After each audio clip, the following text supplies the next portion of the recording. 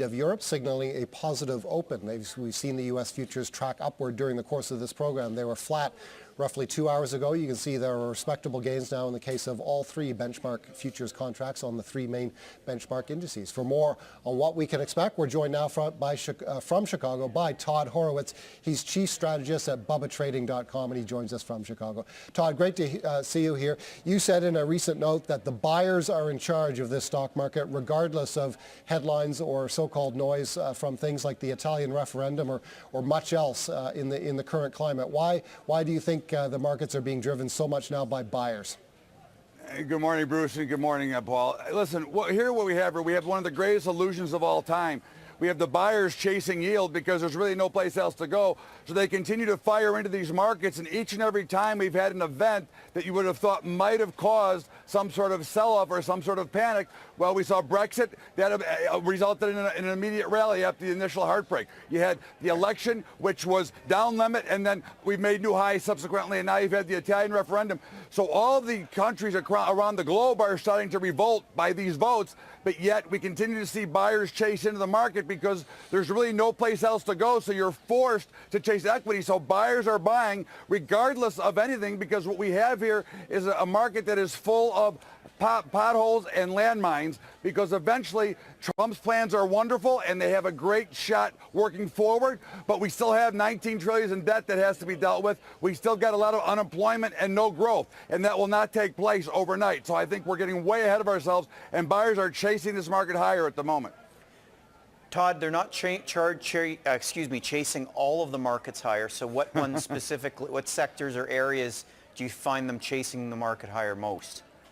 Well, I think they first ran into financials here, and I think that, again, you know, we fall into this trap that the banks and the financials are always the greatest place to be, but I would be more concerned that the banks have a bigger problem because, again, the allowance of the too big to fail, I think, is going to go away. I think that they've taken the opportunity to not really do as much as they can, and I think their balance sheets, although they look good today, will not look good later unless they can get these rates higher and start lending out more money. So I think we've actually chased these financials a little bit too far here, and I think there's more underlying problems, and I don't think they could all really pass the stress test, nor can they pass what they were really supposed to have on reserve if we were really looking closely at it.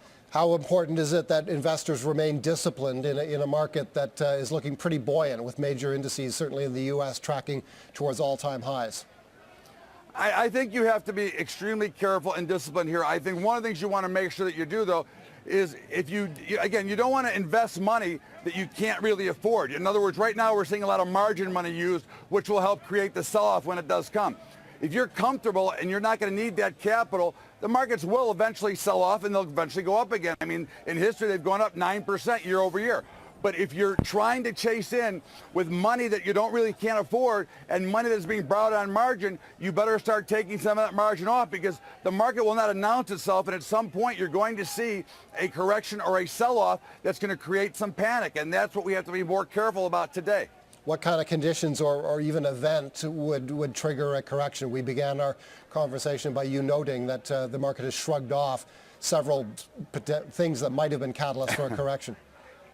You know, it's a great question, because I continue to write that there will be an event. It will not be an economic event that we know, because we've seen enough bad economic news. It will be something totally out of the ordinary that it'll totally come from left field that we're not prepared for.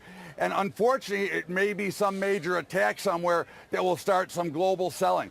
But it's nothing that we can put our fingers on, because we've already had enough bad news over the last 4 or 5 years about growth and jobs and Brexit and the Italian no vote and everything else that has not created any sort of a sell-off. So it'll be something that is totally unexpected, and I have no idea what that will be.